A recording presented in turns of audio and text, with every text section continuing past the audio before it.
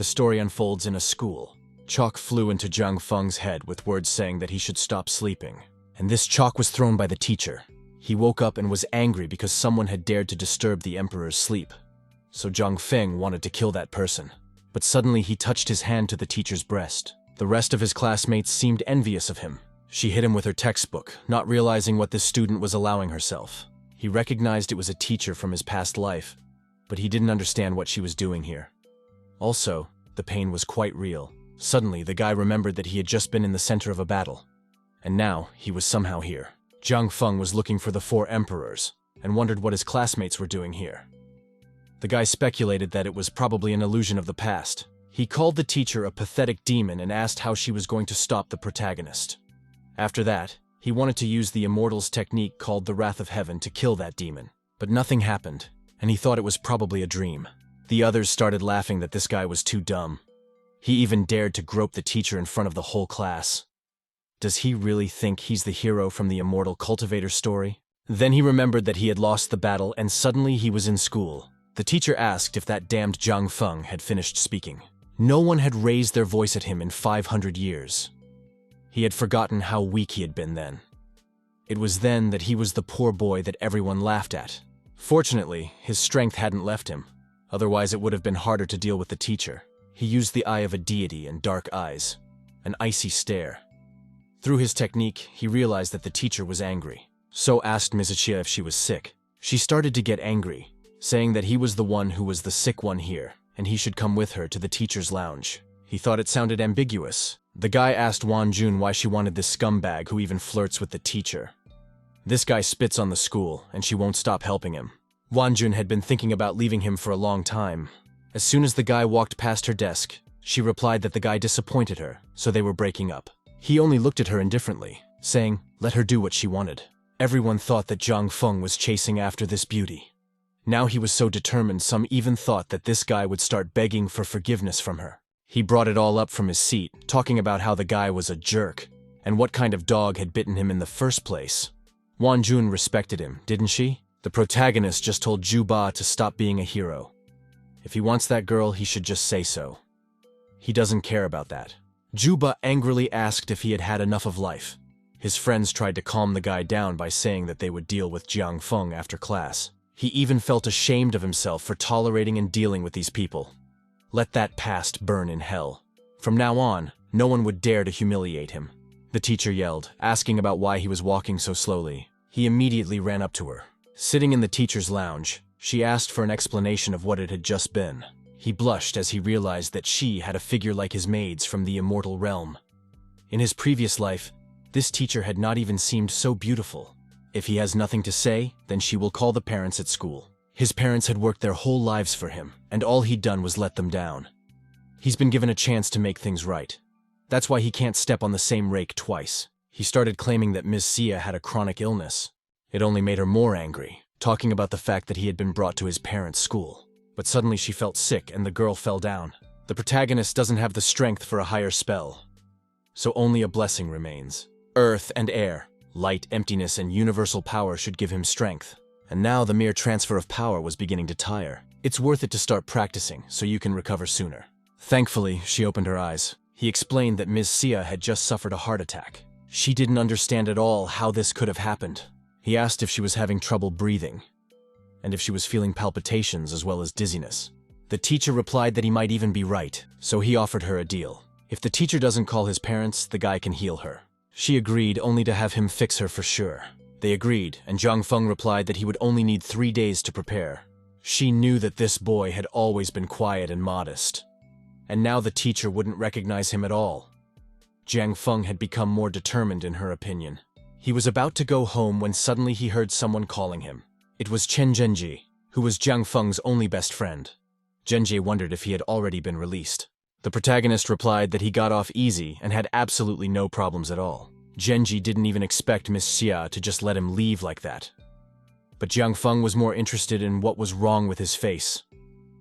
The friend replied that he had just had an unfortunate fall. At that moment, he guessed that Juba and his cronies had beaten this guy because of Jiang Feng. The guy replied that they were just having an argument, and his friend had nothing to do with it. It's nothing to him because he's used to it. This guy has very influential parents, His mother is the largest real estate owner, and his father is the mayor of the city. One day, someone stepped on his shoes, and Juba broke that person's foot. His status as a father allows him to bully others with impunity. As soon as he thought of that bastard, he was already waiting for them with his gang.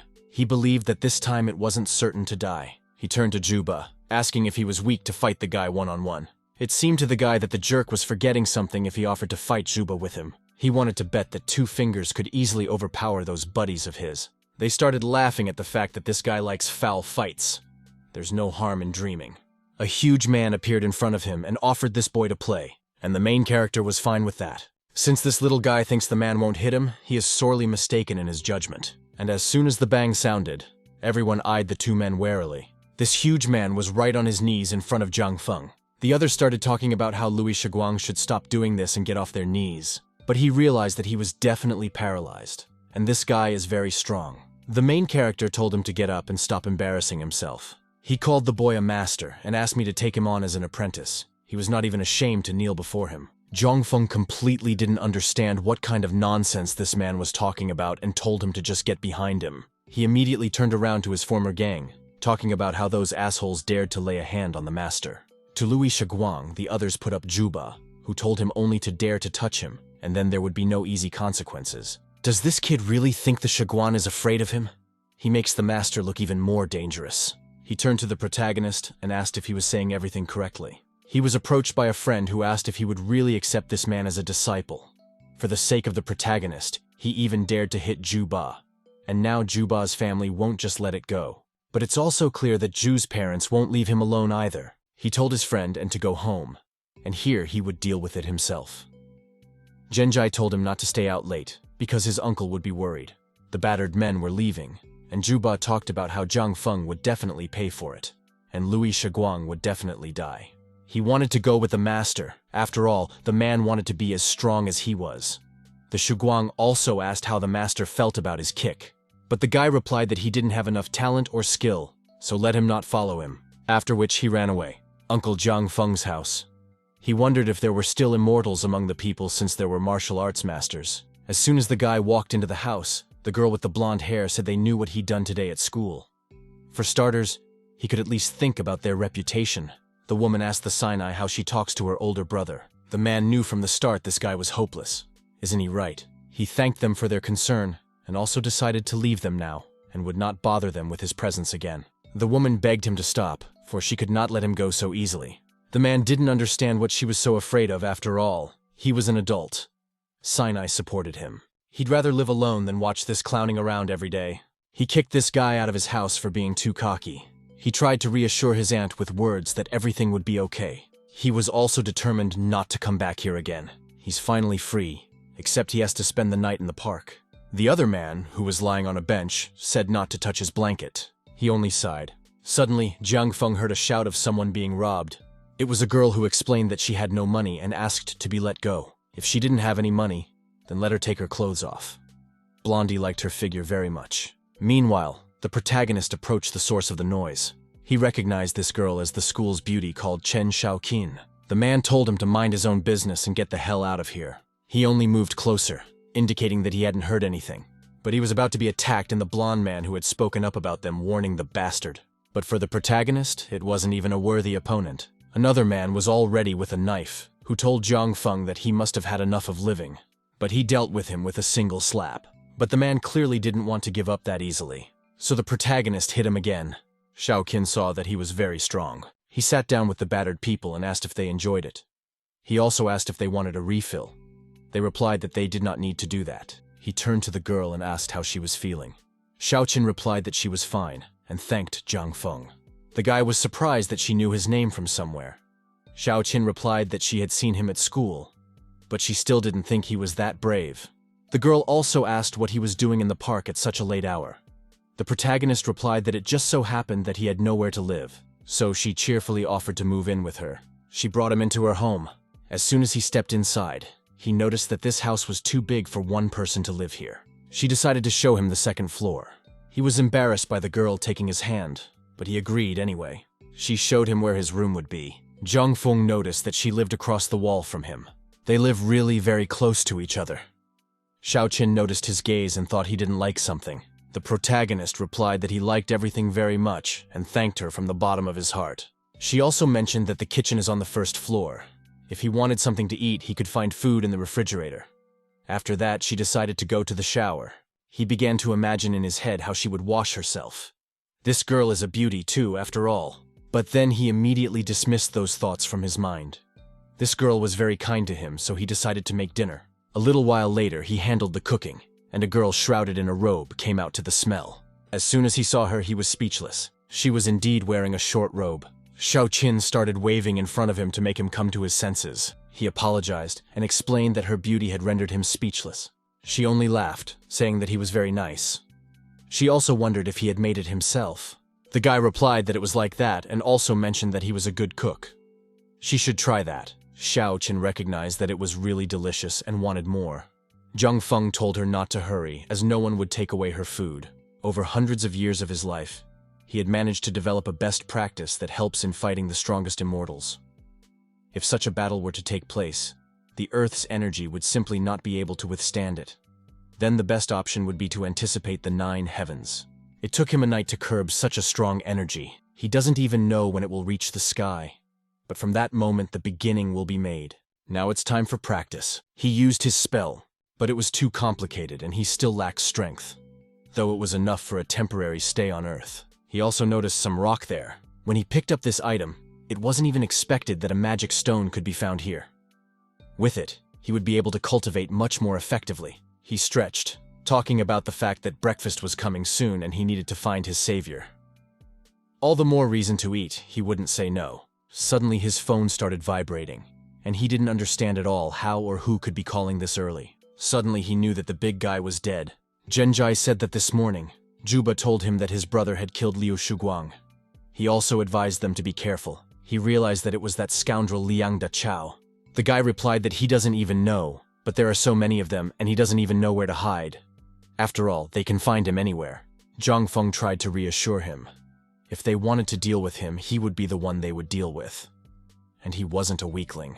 But this guy is his best friend, so he just can't stand to watch. He also asked if it was true that he had been kicked out of his house and where he was living then. He was a little embarrassed to answer that he was living with a girl, so he replied that he was now dwelling on the street. When he was returning home, he saw that there was a car parked there, as well as a guy with a bouquet of flowers. It was the same Liang Dachao. Xiao Qin came out to him and asked how many more times she needed to repeat about them not being together. Da Chao didn't understand how this girl could refuse him. He was ready to give himself to her completely. She told him to just shut up, for his speeches meant nothing to her. Let him leave this place, since he has already been here for half a day. He should also stop calling her Xiao Qin, since they don't even know each other. And now the protagonist has made her presence known. She walked up to him, asking about where on earth he was. This guy hadn't even said anything this morning about leaving. He apologized to her, talking about how he had to meet a friend. He didn't want to wake her up this early. He didn't like the fact that they were living together. Jiang Feng greeted Da Chao and also introduced himself. Now he realized that it was the same Jiang Feng.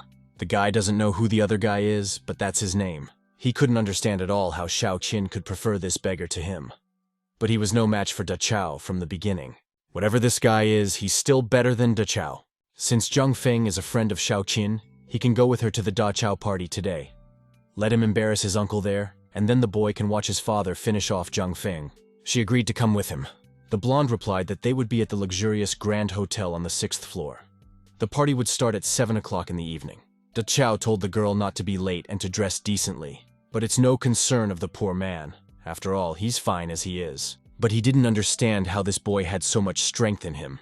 After which he drove away. She apologized for him having to save her again. In that case, here's what she suggested we do. He was trying to stop his nose from bleeding, whereupon the girl inquired if he would agree to such a thing. Jiang Feng agreed. She was overjoyed. At the appointed time, they were pulling up to this very hotel. After that, the couple got out of the car. The protagonist thought that Xiao Qin was very pretty today. In response, the girl asked what kind of handsome man was walking beside her. They looked great together. He thanked her for the compliment and said he'd pay her back as soon as he had the money. The girl replied that it was her gift, so there was no need to return anything. From behind them came Da Chao, who was glad that Xiao Qin had come. She only responded reluctantly to his word. He had his men serve her favorite cake, and he wanted to take her with him to show it off. But the girl refused, for today her partner is Jiang Feng. Let this poor man disguise himself, but it's just too bad the suit won't hide his canine nature. The protagonist replied that unlike some hypocrites, dogs are pretty cute. Da Chao told him to say it again. Does this bastard really think he deserves her attention? Xiao Qin told him to stop doing that. This guy is her friend. If Da Chao says anything more about him, they'll just leave. Another girl with a glass of wine in her hand came down to them and saw Chen Xiaoqin. There's also wondering what kind of handsome man is next to her. Jiang Feng greeted her and also said that she had wanted to meet this woman, whose name was Chu Xiaohua, for a long time. She knew that this guy was the one that Wang Jun had asked for. The protagonist replied that her hunch was true. She thought this guy was very interesting. That's not what those fools said. Da Qiao suggested we stop talking and start their celebration. Suddenly everyone noticed that the lights were out and didn't realize what had happened. Suddenly the lights came on, and all eyes were on Da Qiao. The boy replied that today he wanted to show everyone his treasure. It was a piece of jewelry that was made by his company, Love of the Heart. This is the name of this pendant, which is designed by Phil Bat and combines the most modern designs. And the center stone was shipped directly from Africa. The pendant will be made available at today's auction. It is the best gift for a girl, and its price is 3 million. The girl was clearly delighted with the jewelry and wanted it. Others pointed out that it was an excellent mineral. By the end of the auction, its price will definitely rise to 10 million. Xiao Qin also recognized the incredible beauty of this jewelry. He knew that no girl could resist jewelry. Jiang Feng would never be able to afford such an expensive gift in his life. He only stared at that piece of jewelry in silence. Meanwhile, Xiao Hua felt that there was something special about this stone. He wondered what it had sensed about the love of her heart. He wondered if she had felt the power of the blue stone too. Xiao Hua replied that she just said without thinking. She thought that the mineral was similar to that legendary stone that her grandfather had once found. Probably no one expected that there would be an auction today. In that case, if someone doesn't have the money with them, they shouldn't worry. This is not the end of the program. There is a show waiting for them next, and the guy asked them to believe him that it will be a lot of fun. Everyone heard the beautiful Qiu Yuer begin to play the guzheng. He heard what he thought was an enchanting melody. The girl finished her game. While they are enjoying the beautiful music, he wants to introduce his opponent in the guzheng game. And that opponent will be Jiang Feng, while Qiu Yuer will be the judge. The girl resisted. After all, everyone knows perfectly well that he has mastered the instrument perfectly. How does he even have the conscience to challenge Jiang Feng, who has never had anything to do with music? No one was surprised at the fact that Da Chao was trying to hurt this guy after all. He is a friend of Xiao Qin. Now it was clear what kind of performance the guy was talking about at that moment as well. Someone had heard that this guy was sitting on Xiao Qin's neck. This beggar even got a chance to win money. The protagonist will only agree if he wins, and Da Chao will give the love of his heart. He will also kneel down and call Jiang Feng a master. He began to get angry, talking about simply killing this guy. Did he really think he could win? The protagonist couldn't wait. He watched it. The girls liked his boldness. He pulled out some paper with an inscription saying that he still had to admit defeat. The protagonist signed this piece of paper. He also let the blonde man start first, as he is the host of tonight's event. He began bragging that his grandfather excelled on the instrument, and he had inherited that talent. After he finished playing, it was his opponent's turn. He clearly wasn't impressed with this game, but he still called it pretty good. If a guy isn't sure he can win, then let him give up and not embarrass himself. Even though he's already embarrassed. Jiang Feng didn't understand where he got so much confidence from. Did he really think that the aspiring musicians in this hall had absolutely no chance at all? Da Chao told him to stop talking and start his game already. If the protagonist wins, he will fulfill these wishes. He fell silent and began to play. The girls really liked this tune. Even the judge began to marvel at the tune. Everyone began to applaud him, saying that he was no worse than Qiu Yuer. No one had even expected such a turn of events. The girl said he played very beautifully, so she asked him to take her as an apprentice. She burned with a desire to learn from him. No one even expected that Qiu Yuer would start begging Jiang Feng to take her on as a disciple. She's a great musician, and it just can't be. He thought about the fact that the master had helped him again. He hoped to return and meet his master as soon as possible. He apologized, talking about how he still has a long way to go to be perfect. All the more reason for him not to have time to teach anyone. She asked the guy not to leave. She asked the protagonist to think hard, for there was still much to learn from him. He didn't like the insolence of the creep. Jiang Feng replied that he was really very busy and would have to wait. but she shouldn't hope in vain for that. But she didn't mind even just waiting. Da Chao stated that he doesn't think about this guy being too busy. Chu Yuer is like a gift of fate to him. He hoped the blonde hadn't forgotten about the argument. Thanks to his intervention, he was just about to be reminded of it. The judge had already given her opinion, so we would have to comply with everything. There's no way he could have done it. The protagonist reminded him that he had given his word. If Da Chao doesn't keep it, the whole Meiling will despise him. There was really nothing left for him to do but fulfill everything the protagonist said. But he was stopped by Xiao Hua saying that the guy was just joking. He shouldn't overreact and let him take his heart love. Still, he agreed with her. He screamed about how he didn't need pity. He declared that he would officially admit defeat. After all, Liang Da Chao deserved it. After Togo, he kneeled down and called the guy master. He liked the character of a truly worthy heir. Everyone started laughing from that scene. The girl only stared at it in silence. The protagonist felt that this stone was imbued with magic. After which, he presented a piece of jewelry to the Shaoqin. She hadn't at all expected him to decide to give it to her. This jewelry is very expensive. That's why she can't take it. Jiang Feng replied that he had specially won the jewelry for her. She thanked him, talking about how much she really liked it. After which, the girl kissed him. Meanwhile, Xiaohua decided to leave after what she saw. They were on their way home. Shou Qin thanked the protagonist for this beautiful day. But honestly, he should be the one thanking the girl for bringing him out into society. She started talking about how he was charming, friendly, masterful on a musical instrument, and had probably been to better places. He had indeed seen a lot of things, but this was a first-time experience like this for him. He noticed that the car was coming straight at them. He covered himself with his hand, not realizing what was wrong. The girl also became worried and asked what was wrong. He guessed that these people were just out to get back at him. But she shouldn't worry, and let her hold on tight.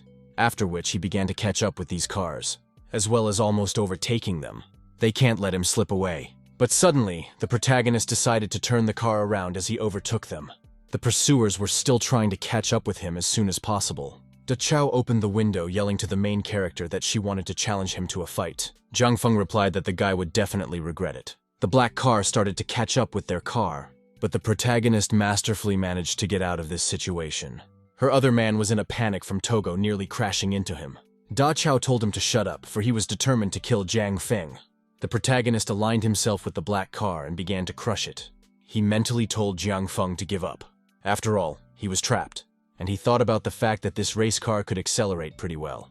So he decided to pull another stunt. Before doing so, he asked Shou Qin if she was all right. The girl replied that it was fine, and asked to be as careful as possible. He told her to relax, for he would do everything now. He's pretty good at it, since they sure can't even catch up to him. Thus, he was able to accelerate the car to 150 kilometers per hour. The car definitely can't handle that kind of speed. These people are very persistent because they won't let go. Apparently, they really want the main character's head. Let them watch their heads carefully better so they don't accidentally lose them. There was a turn next. He began to shrug off the responsibility if their hearts stopped. A man with red hair and shouted that Jiang Feng couldn't escape. Da Chao shouted that the corners ahead needed to drop her speed sooner rather than later. The protagonist's car was able to turn safely, while the car driven by the man with red hair flew out. This situation started to worry the girl even more. But the truth about these people wanted to kill Jiang Feng, so he had to defend himself. He was only mentally thinking about how to take revenge on that guy. Jiang Feng will definitely die. Da Chao began to catch up with him, but that's what the boy wanted. Soon, Da Chao's anger would make him lose his mind, and he wouldn't be far from death. He should get a little closer. Da Chao will immediately blow him away. There was a collision. Da Chao's windshield shattered. After that, there was an explosion. The black car fell off the highway. He only watched it silently. Afterward, the main character suggested we drive up to see the night city. The girl was a bit confused in this situation that she didn't even know what to answer. And here they come. He turned to her to ask if she thought he had made a mistake. In a matter of life and death, the choice of life cannot be wrong. It was Da Chao's own fault that this situation happened. Therefore, he would have continued to harm people anyway. He was glad that she had an opinion on everything. He also noticed that she was not like other girls. She replied that he's not like other guys. There are too many mysteries in him. Jiang Feng was embarrassed by her words. She believed that the boy would someday tell her everything himself. The next morning, he went out to practice. If he runs a couple more laps, that would be pretty cool. He also saw another old man studying, after which he sat down in the lotus posture. This old man was practicing breathing, so it is not surprising that he is still strong at his age. This is nothing compared to the practices of the immortal realm. But for Earthlings, even that is rare. Breathing practice enhances health, but it still does not bring significant results. But he decided to leave this old man behind, for it was time for him to go to school. He picked up the girl, and after that they came over. She pointed out that she didn't feel comfortable asking the guy to drive every time, so now the car keys belonged to him. The one replied that she was doing too much for him. The others were discussing the fact that Jiang Feng and Xiao Qin came to school together, and that they rode in the same car. That bastard had just broken up with one girl, and was already hitting on another. They all thought he was cheating on her. Meanwhile, the two were discussing something as usual. Afterward, he noticed that Jiang Feng had entered. Mentally, he asked his protagonist to wait, for he would soon kill him. Meanwhile, exam time was approaching. He hadn't even opened a textbook in over 500 years. He definitely wouldn't have time to prepare for the exams. But how can he even be afraid of exams?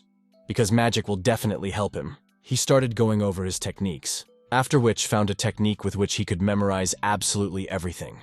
He only started laughing, and the others suspected that there was something wrong with his head.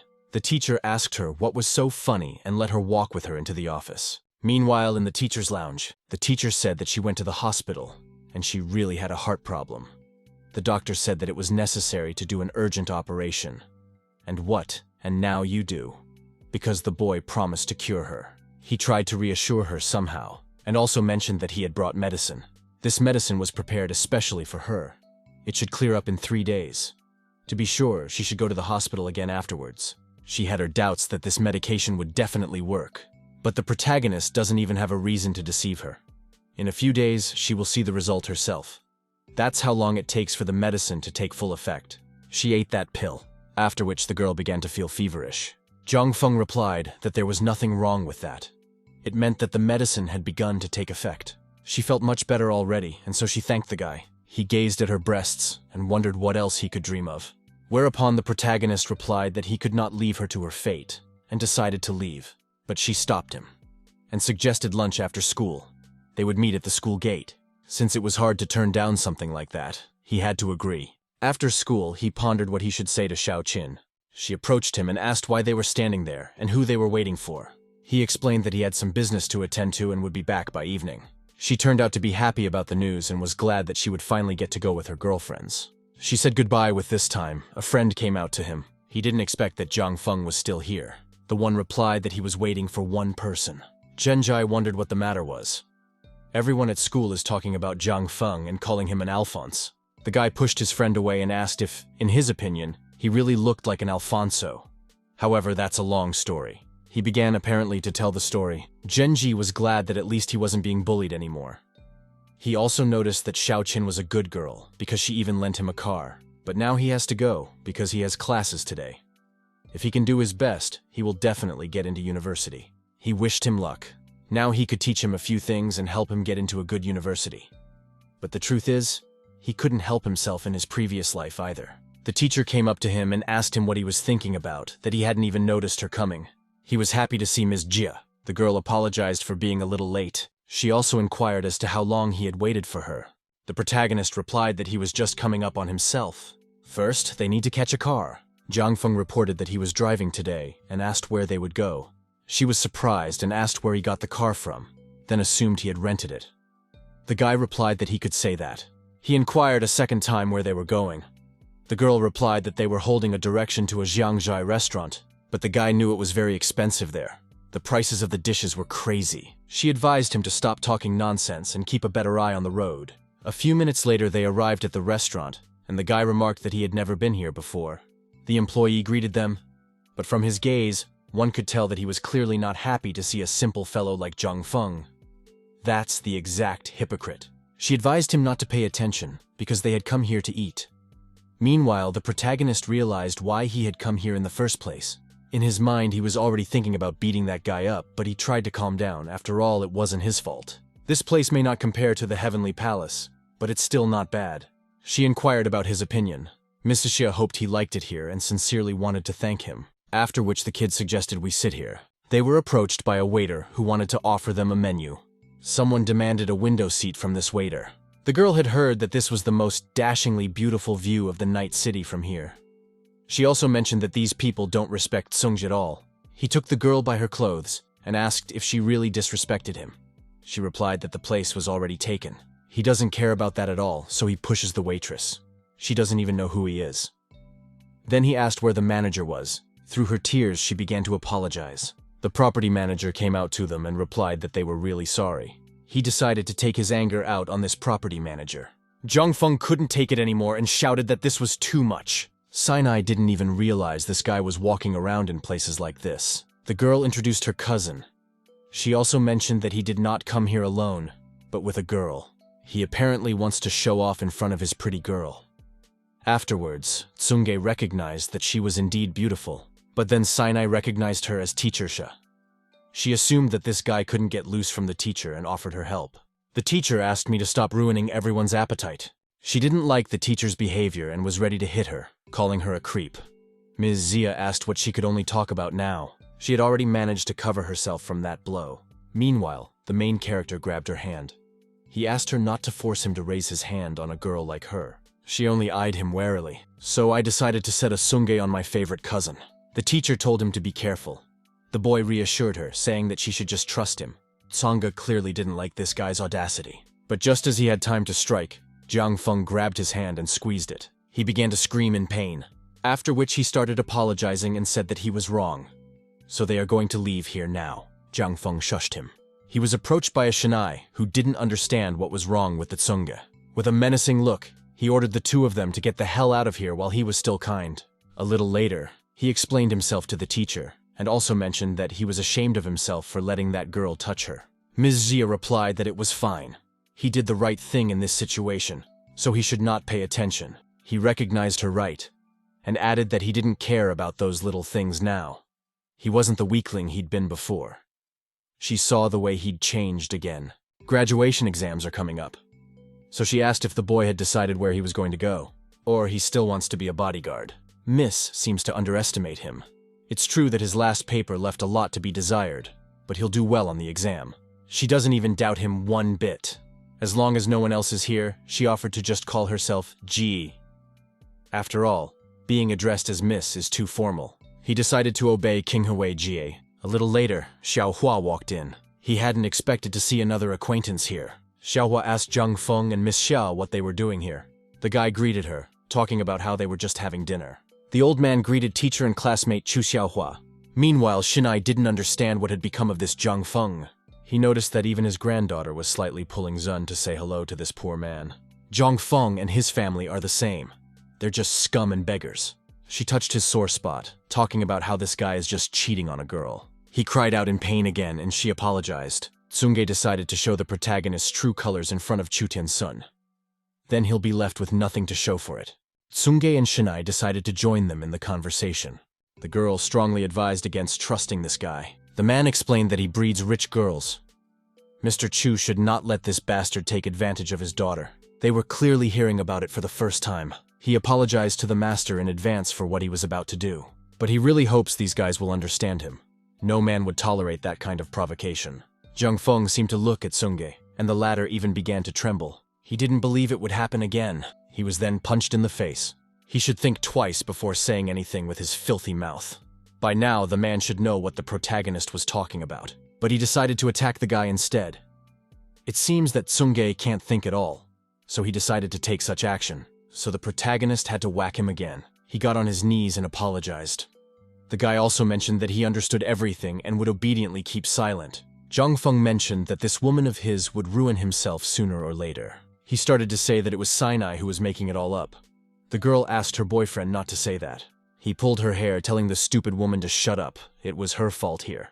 She asked her cousin to save her, but she apparently forgot that her own father kicked out the protagonist. So from now on, he is not even her brother. He obviously wanted to teach the girl a lesson, for he said that all misfortunes were caused by such people. She admitted her guilt and asked the master to let her go. The master asked Xiaohua what happened and why these people needed them. Xiaohua replied that they wanted to humiliate Jiang Feng in front of the old man. But he's completely different from how he's described. She even praised his guqin playing. If he's that peculiar musician, then it's no surprise. They shook hands, and the old man mentioned that he was incredibly intelligent for his years. The protagonist replied that Mr. Chu was simply exaggerating.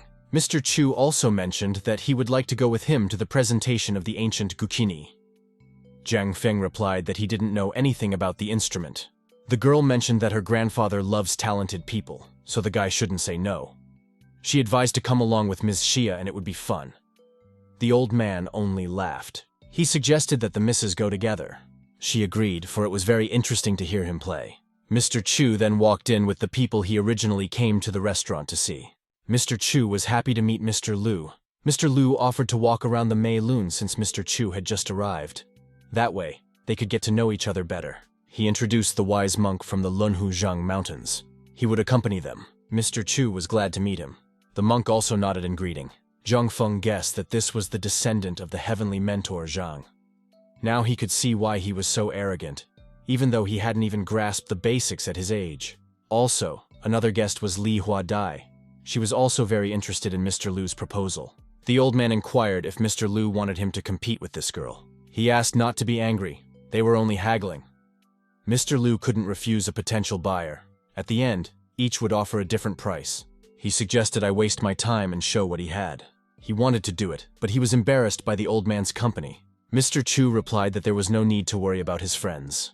His granddaughter, whose name is Xiaohua, her teacher Ms. Xia, and her buddy Jiang Feng are with him.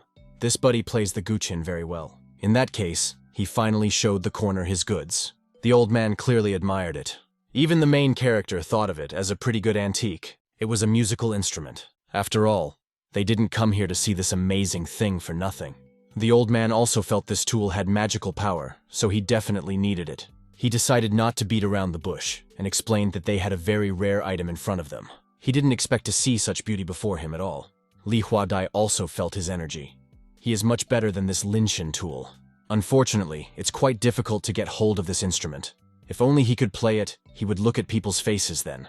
Mr. Luba wondered what they thought. The old man asked to speak to his son, for his wallet was ready to pay. But the man mentioned that they had not yet seen the main beauty of this instrument. It's real magic. Within this ancient instrument, sealed within, is immense power. The protagonist thought for sure, as he crossed his fingers behind his back.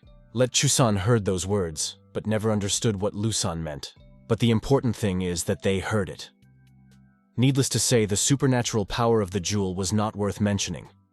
If it were not for Sage Zhang, this treasure would not have been appreciated by anyone. But they don't know its true power. The old man would like to have it.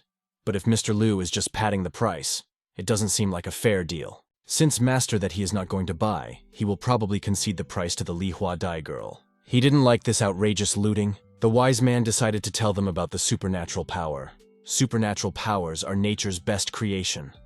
There is no way an ordinary person can attain it. Only people with extraordinary and outstanding abilities can do it. In the Lunghu Mountains, one can find a passage of an ancient book that will help one to comprehend the technique of dispelling. Those who practice perfecting the techniques are called warriors.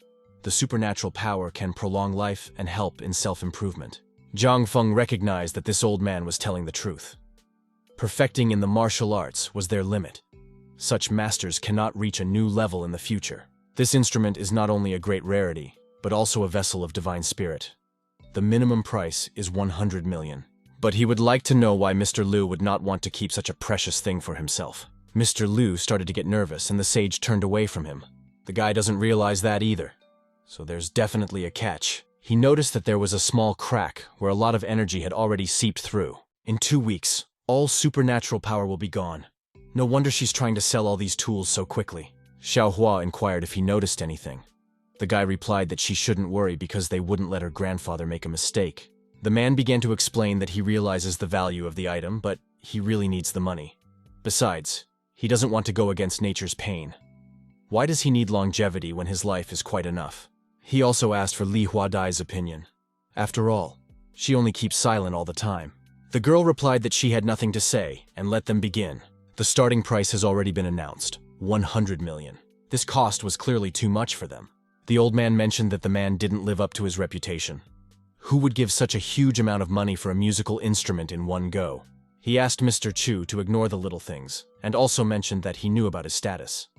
Besides, Li Huadai also likes this instrument. The girl replied that the man was telling the truth. Even with a price of 100 million, she would not give up the instrument. Obviously, the girl wants to bargain with him. We're tired of finding out it's some kind of speculation. The protagonist intervened in their conversation, saying that it was really not a bad instrument. He also wanted to play it. Mr. Liu was beginning to worry that this guy could easily break such a very expensive instrument. The girl mentioned that they would like to check the sound quality. She also repeated that Jiang Feng is a master of playing the guqin. Therefore, he will definitely not break the instrument. Even the old man himself was willing to make amends if anything happened to the tool. He believed that his granddaughter was backing this guy for a reason, and there was something in that thickness. The master asked the preceptor what he thought about it. The monk decided to give this fellow a chance to try out the instrument. After that, he started his game. He noticed that there was some hidden secret in the instrument. If he didn't volunteer to play the instrument, there would be big problems.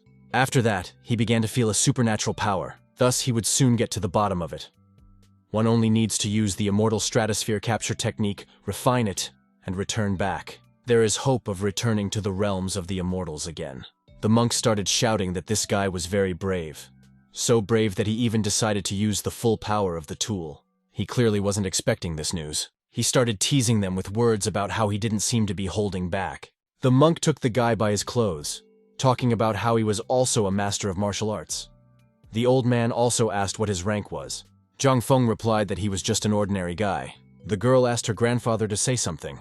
They can yank the guy out of the cube all they want, but he has one question first. Specifically, why on earth are they hiding the damage to this tool? The old man inquired exactly what this guy was talking about. He explained that the celestial instrument had been defiled by a crack, and now its power was rapidly dissipating. And soon, it would disappear completely. And that means that a once expensive item will turn out to be a common cheap tool. He began to realize all the help he had been given. Afterwards, Mr. Chu promised that he would make them tell the whole truth. Mr. Liu started talking about how Jiang Feng is a fraud, and he's the one who stole all the supernatural power. Now he's just starting to make excuses. The monk also stated that he didn't notice any damage. Does this kid think he can know anything better than he, who is a monk from the LNHU mountains? Of course, it's not recognized as such. The instrument was originally a celestial vessel for supernatural power, but the occurrence of a crack led to its loss. And he's certainly not wrong in his conclusions. Monk didn't understand how this kid knew that. Mr. Chu stated that the two jerks wanted to cheat him. Monk didn't like that guy messing things up, so he wanted to kill him with his power. But they clearly didn't expect this outcome. He was able to defeat the monk without much effort. Mr. Chu asked Jiang Feng if he really knew martial arts. He didn't answer anything, but only nodded. If it wasn't for this guy's courage, he would have lost a lot of money. Mr. Liu helped the mentor up and asked if he was all right. Jiang Feng replied that if they wanted, they could try again. But the monk apologized, saying that the younger generation overestimates its strength, and he admitted his defeat. Mr. Liu did not understand at all what Sage Zhang meant. Since he has admitted defeat, he can leave. Mr. Liu didn't understand what he should do now without the sage. The old man replied that he could not help him and said goodbye. Since the mentor is gone, and now everyone knows the magic power is fading, it is now possible to buy back the tool cheaper. She inquired about setting a new price. He came here precisely for an extraordinary treasure. He's not going to fight for nothing. But the protagonist told him not to back down, for he could restore his life force.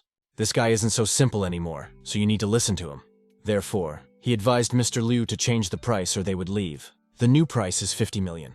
He accepted that price. The girl raised the table a year to 55 million. They argued exactly until that moment, and when the bet rose to 85 million. She didn't like that old man messing things up.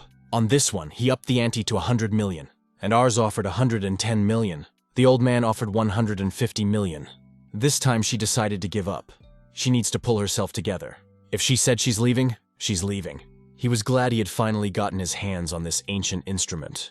Mr. Liu was glad to be rich. Mr. Chu was happy to have a friend like Jiang Feng. He also asked the protagonist to consider the old man his big brother from now on. Xiao Hua replied that her grandfather was very old, but the old man asked her to ignore it. He also knows that his brother is concerned about the restoration issue. But this is a problem that can't be solved quickly. So he asked this Friday for Xiao Hua to find him after school, and then he will help them. Early morning, Xiaoqin said that the press is discussing details of Liang Dachao's accident. The protagonist hopes that he won't have to be distracted by people like this again, and now he'd better get on with his body and footnotes to prepare for the next strike. Suddenly he noticed the same old man again, so he decided to approach him to talk to him, but suddenly he noticed some man trying to attack him. He didn't realize who else it was. Especially it was a martial artist that the protagonist definitely didn't expect to see here.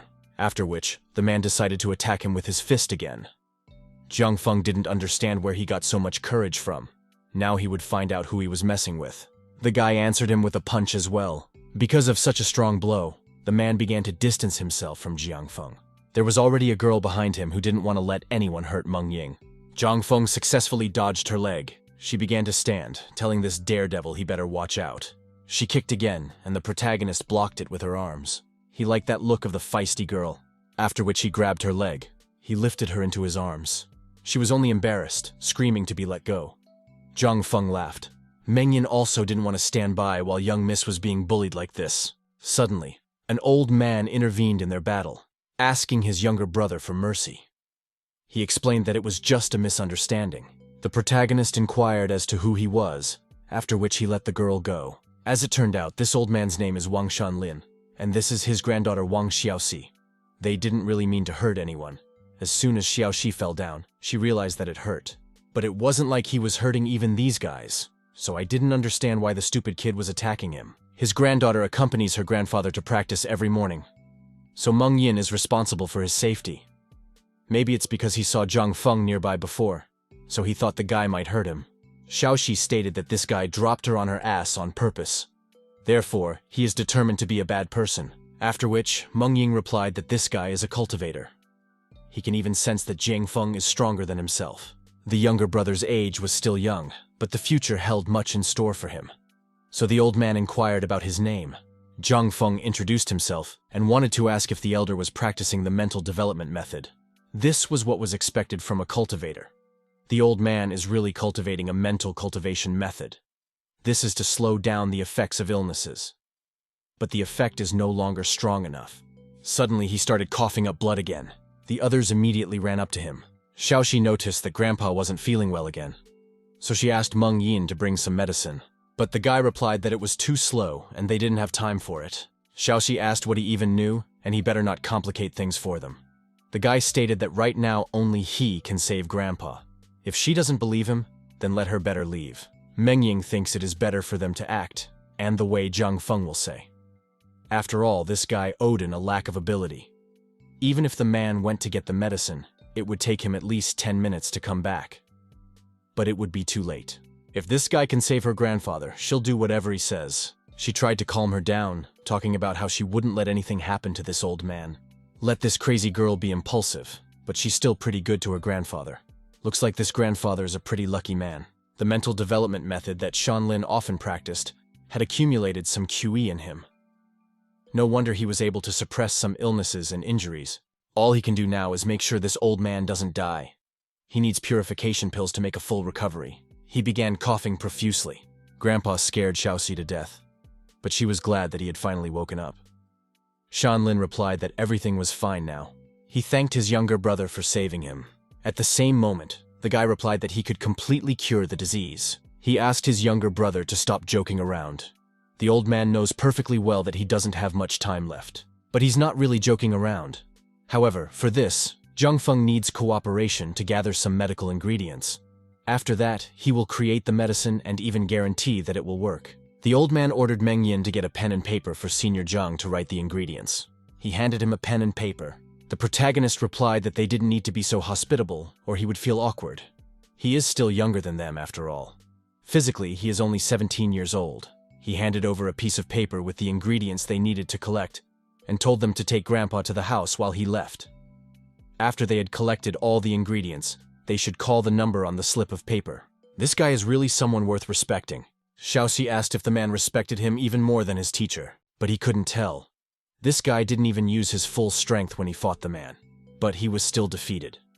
Only if he fought the teacher could they find out who was the best after all. After school, the two of them headed to the gym. Zhenjai mentioned that Jiang Feng recently wanted to take up sports.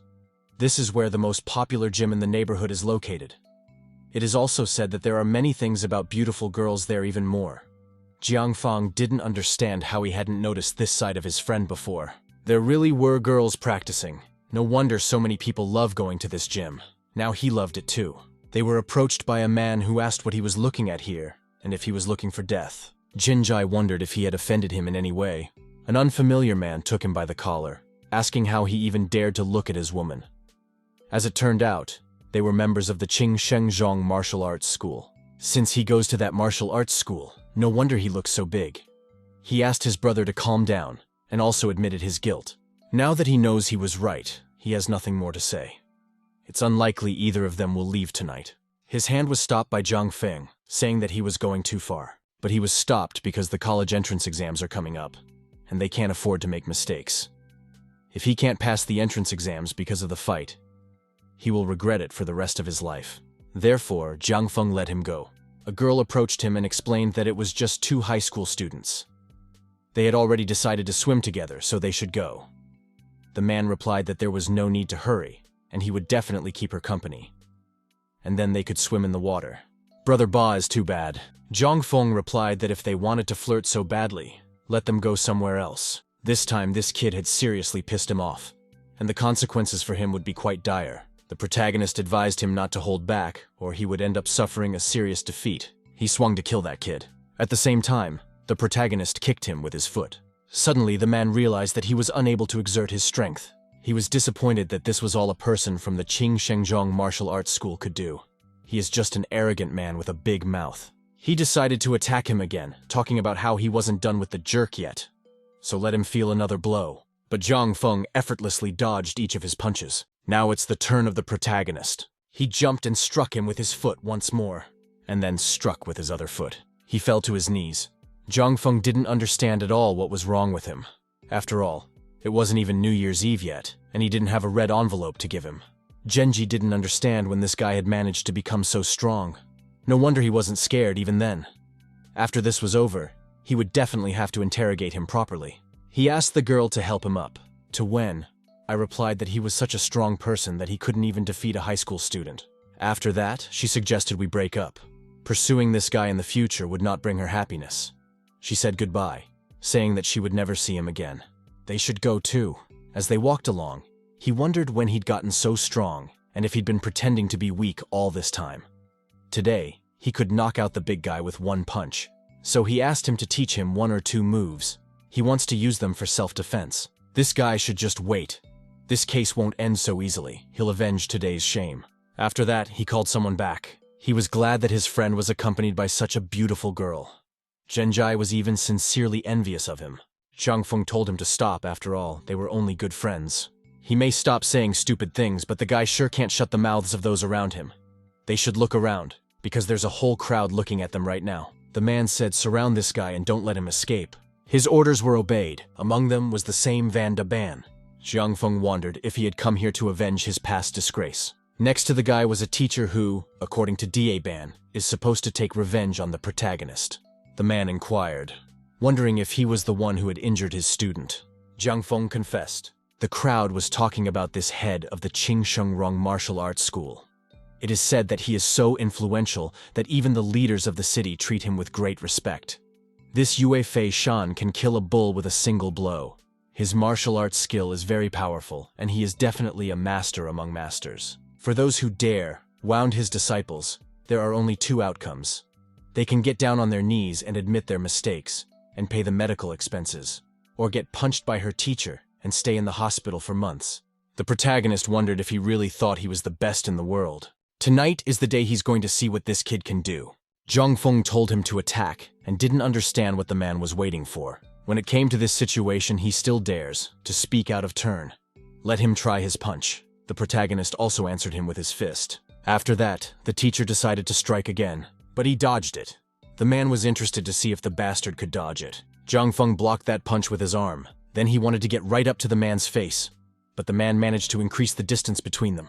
Now the protagonist realized that this Fei Shan was not just the head of an ordinary martial arts school. He was clearly from a family of national martial arts practitioners. The teacher inquired as to who he was. Looking at this couple of days, it would turn out that he also practiced martial arts. Jiang Feng asked if he still wanted to continue this fight. The man replied that of course he wanted to because they had to fight. The boy inquired what he meant. Fei Shan challenged him to a duel. The protagonist has accepted his challenge, but the time and place of the duel will be chosen by Fei Shan.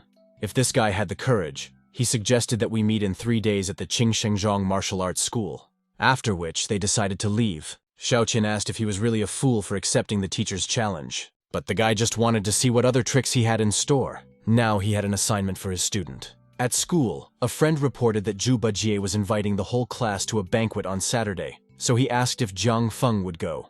Why shouldn't he go to banquets where he could drink and eat for free? Zhenjai thought about it too, but he is afraid that this guy will try to target Jiang Feng when the time comes. Therefore, he should be careful. He didn't think this guy was capable of that.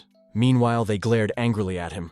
An unfamiliar number called back to him, so he picked up the phone and asked who it was. It was Xiaoxi. She said that they had already gathered all the herbs that were needed to cure Grandpa. So she asked if he could come over to prepare the medicine. He hadn't even expected them to be this fast. This case was about her grandfather's life, so she couldn't afford to waste time. She also asked the older man to tell her the addresses where he was now. She would send someone to get him. Jiang Feng reported that he was in the Meilong school. He asked a friend to tell the SIA teacher when she came in that he needed to go on a 3-day vacation. The man asked where Jiang Feng was going, and the man replied that he had some business to attend to, the homestead of the Wen family. Meng Yin was glad that the older man had finally crossed over. Shan Lin was very grateful to the elder for coming today for the sake of an old man like him. The guy replied that he was just doing his job. Besides, he had already made a promise, so he could not fail to fulfill it. Xiaoxi decided to introduce him to her father, with Uncle Shu by his side.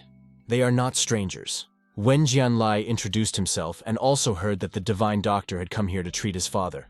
Therefore, he rushed here to have a look at it. Xu Chaozheng also introduced himself, and he was the teacher of Meng Ying. Meanwhile, Xiaoxi brought all the herbs here. Wasting no time, he sets about making a healing pill, and finally she was ready. Although in the immortal world this medicinal pill would only be considered a low-grade pill, but there should be no problem with using it to cure all these severe earthly diseases. There wasn't much time left, and he still had some preparations to make for the fight that would take place in 3 days. He handed them the healing pill. Others were surprised that after using so many herbs, only one pill was finally produced. Could such a pill really cure his father's lung cancer? Although this pill may look a bit ugly, but it is actually very effective. He advised his grandfather to just swallow it. Shan Lin thanked Big Brother Jiang. He didn't even know if this healing pill would help, but he would just try it first. Suddenly he vomited blood again. Xiaoxi rushed over to her grandfather. Jianlai also began to worry about his father. If anything happens to his father, he'll never forgive this guy. He explained that it was just the medicine showing its effect. Just now, the blood that had been accumulating in the lungs for years had been completely expelled. The old man explained that they had misunderstood the older brother. He did feel much better. Chao Zhen also saw that he was actually cured, and his former body functions were also rejuvenated and restored in all aspects. The man bowed and apologized for offending Senior Jiang. It's all right, as long as the old man's vein is healthy. Xiaoxi recognized him as truly amazing. With just one pill, he was able to cure a cancer that had lasted for decades. Since his father's illness had been extracted, he decided to stay home for dinner tonight. In fact, he rarely went home, so he invited Elder Jiang to join them. He appreciated their good intentions, but he would not be able to stay for dinner, for he had one important matter left to attend to.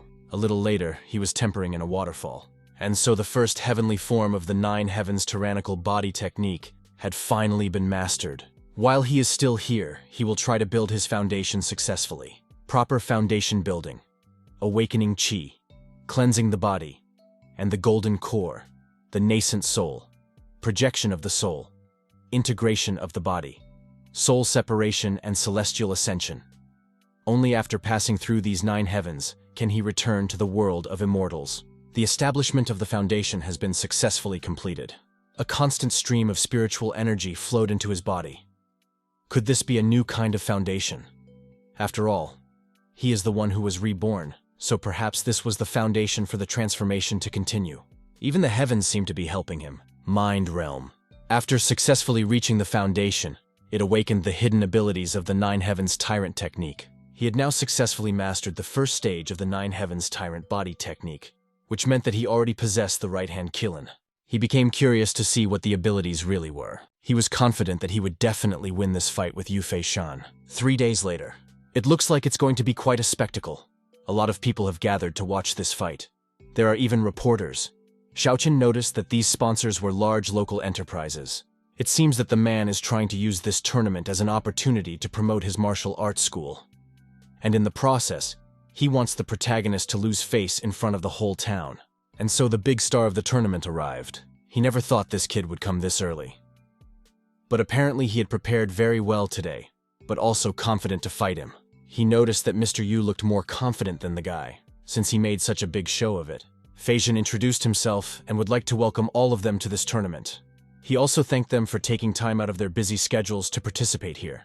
He announced that to make this tournament even more exciting, and the main sponsors decided to give a prize, also known as the jackpot prize pool. He didn't even think he could win money today. The girl announced that both parties had to sign a life and death agreement. After the life and death contract was signed, she revealed that according to the rules, the fate of one of the participants was death. The tournament had officially begun. Yes, they all asked the teacher to beat this guy to death. Those who dared to oppose their martial arts school would meet a horrible end. He suggested that the kid fill up first since Feixian was older, so people wouldn't say he didn't respect school children. But Jiang Feng thought that it would be easier if the man hit first. In case the schoolboy won it in one punch, in the future, he wouldn't have a chance to show his face. This kid is brave, so he will make an exception and be the bad guy. Their techniques collided with each other. It seems like he really guessed that this guy was learning martial arts, and his strength had increased compared to last time. It's wonderful that a man realizes that, but he is just an ordinary person who knows martial arts. So now Feixian will show his real strength. He used the white cloud strike. The protagonist stopped his hand and punched him right in the stomach, whereupon the man fell. He told everyone to stand back, and no one was allowed to move without his permission. He really underestimated this kid, and it's his own fault. He clearly shouldn't do this, but one punch isn't enough to defeat him. The protagonist asked if he was still unsure of the guy's victory. He only laughed with Togo that the guy wanted Feixian to give in to him, but he obviously wouldn't wait for that. After that, he used his technique that hit the protagonist from behind. His friends began to worry about him. Jiang Feng replied that everything was fine and such an attack couldn't hurt him. The men didn't understand how he dared to be distracted from such a fight. Jiang Feng replied that if the man thought that he could compete with him in running, then he had indeed stumbled upon the wrong person. After that, the others noticed that both of them had disappeared. But these people were here, for one could see their shadows. The skills of these people are really impressive. A little later, they saw the beaten teacher, and he did lose to a schoolboy. The national martial arts family lost to him, which means there is nothing great about this family. An old man arrived and asked to stop for him. He replied to his uncle that he could still keep fighting. But the truth is, if the old man hadn't stepped in to save this idiot, he'd be dead by now. Hadn't the man already disgraced himself enough? Since this old man is from the UI family, he should know that one is breaking the rules in this way. Yu Fei Tian introduced himself and asked to let his nephew go today. If the protagonist let his nephew go, the prize money, namely 100,000 yuan, will become his. But he doesn't agree with it. So many people are watching this moment, and it is the old man saying just let the man go. Who do they even think Jiang Feng is? In that case, Fei Tian challenged this boy to a fight. He asked if he could accept the offer. The young one is incapable, so the old man wants to fight for him. Jiang Feng accepted the challenge. He also asked if his fight against the Shan Fairy counted for him. This fight will be counted as a victory for Jiang Feng. Nephew lost, and the prize money will go to the guy. But it was too easy. He wondered in the end if it wasn't the same thing the old man had asked before. Fei Tian inquired as to what the guy wanted him to do. He offered to present another bonus in addition to the 100,000 yuan. Feixian must admit defeat, or this will not end. He told his uncle not to dare agree to those terms. But the old man still agreed, and also added another 500,000 yuan as a reward, if the guy won this fight. He then informed his nephew that he should stand up now and admit his defeat to Jiang Feng. And he did. Xiao Qin was happy that Jiang Feng had won, and his opponent had admitted his defeat. Zhenjie was also happy for his friend. He left the arena disgruntled. The students wanted to help him somehow, but he didn't even think about it. Now that the nephew has admitted defeat, they can start a new fight. Jiang Feng indicated that he would be ready at any time. Fei Tian used his technique. He realized that this old man was strong and his internal energy was even greater than Yu Feishan's. He noticed that the guy was using the right hand of the Kilin, after which their fists collided. The old man, on the other hand, flew back from that blow and crashed straight into the wall. They clearly didn't expect him to be able to defeat this old man with a single move. He asked the girl if she could detour to see the results right now. The girl with bunny ears declared that the match was over with the winner. We are in it became Jiang Feng. He demanded to bring his entire prize. That's 600,000 yuan. Fei Tian told her nephew to give the boy the money. Fei Shan gave him the suitcase, and the protagonist thanked them. So he mentioned that they could always look for him to compete in the future, since he didn't mind making even more money. They were annoyed by this guy's behavior. Jin Jai stated that his friend was already a young tycoon. Xiao Qin praised him for his excellent work. The people gathered there started taking pictures of him. That Fei Shan is really scum. He's given him so much money and it's all to no avail. The girl replied that everything was fine. If it didn't work this time, it would work next time. There will always be time to do great harm to Jiang Feng, and sooner or later he'll deal with this guy with his own hands, once and for all. He noticed Xiao Hua calling to him. He picked up the phone and asked why his beautiful classmate had decided to call him back. She informed him that Huangpei Guoqin of the Nine Heavens was missing. Family Villa Chu. Mr. Chu began to complain that his item was missing, and it happened suddenly. He tried to disturb them, and first he wanted to inspect the place. A workroom. There was a camera in there. The old man intended to keep the Nine Heavens Huangpei Guoqin here to better protect him. He used to take out this instrument every day to admire. Today, it has disappeared without a trace. The guy asked if he was shy of security cameras. The master had already gone through all the camera footage today, and it was obvious that no one had come in here. It was as if this instrument had simply disappeared. He decided to take a look at the security footage too, after which he was convinced that there was nothing unusual here. But it's impossible for such a valuable item to just evaporate. There had to be some kind of clue. So he asked to play the tape again, but slower. He then noticed something and asked me to zoom in. There was silk thread, and it happened at 3 o'clock in the morning. Jiang Feng assumed that someone had secretly teamed up with evil spirits. So he advised Brother Chu to go through all the records from around 3 o'clock in the morning. He thinks the old man will be able to find something. A little later, he did find suspicious items in several places after investigating. However, from the camera footage, there is no evidence of anyone sneaking into the house. Most likely, this instrument was stolen by someone, and that person must have used some special technique, but only a few in his social circle knew about it. The first owner of the Zytra is Lu Quanmin, but he has already left Mei Lun City and he is also a businessman. He doesn't need to steal it, so it's definitely not him. The only one left is Zhang Fan, the Taoist master of Zhang. Maybe he is angry at Brother Zhang for winning and has come to take revenge. But these guys seem to have forgotten one other person, namely Li Huadai. She was really interested in the instrument, but in the end she didn't have enough money. Therefore, she couldn't pay the price that her grandfather was offering. But from the look in her eyes, it was obvious how much she wanted to own the item. Right now, they need to find out about Jiang Fan and Li Huadai. Only ghosts could avoid cameras by stealing things, so the person in charge is definitely not an easy person to deal with. A little later, they arrived at the venue of the party that Zhu Badze had organized. And this party is really expensive because he booked a place here and once again showed how he likes to be the center of attention. He wanted to see what kind of medicine he was selling today, but they were stopped. The man said there were parties being held here tonight and asked if they had an invitation. Zhenji reported that Zhu Baji, the man, invited them here. Didn't he say that they would come in advance? The one grabbed him by his clothes, telling him that they could go no further without an invitation. It's the guard who talks to the guests like that.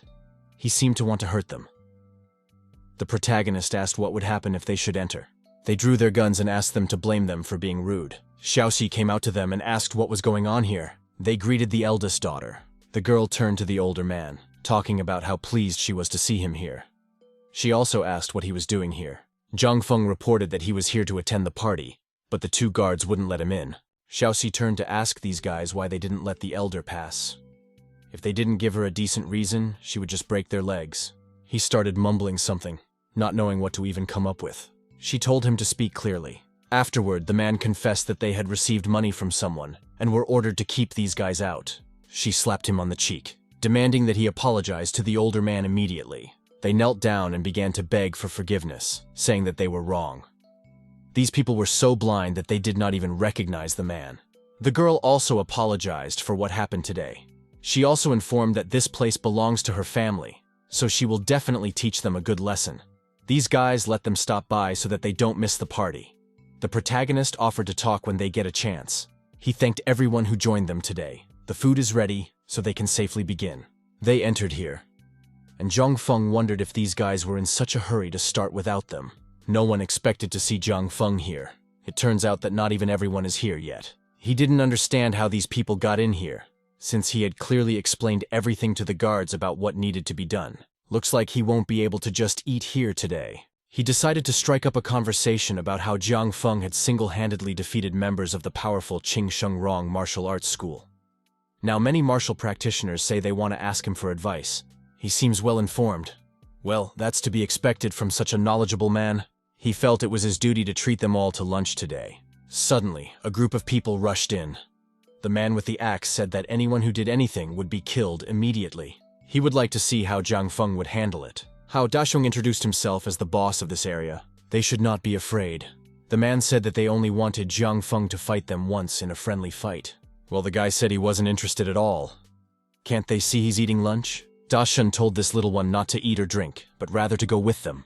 He swung his axe over his hand, but he managed to taste the dish, saying that it was a bit too salty, while the axe was already shredding the table, after which he decided to stab him in the eye with his chopsticks. And then he hit 2 more people. A little while later, he had already dealt with the whole gang. He called the guy a martial artist. The protagonist wondered. But didn't they know that if they'd picked a fight with him?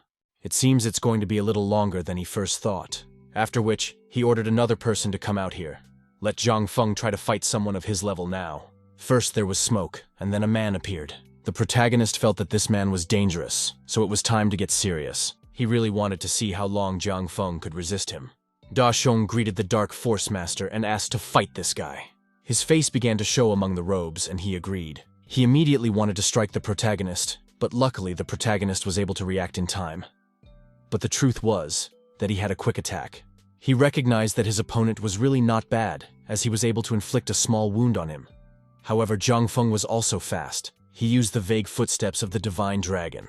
But then the guy noticed that his opponent was using his technique to try to disrupt the Divine Dragon's misty footsteps. His leg was trapped, after which the unknown male immediately pointed his weapon to attack Jiang Feng. He really has no choice but to take that weapon away. He fell right into the table and the others began to panic. Jiang Feng contained his hand on the wound.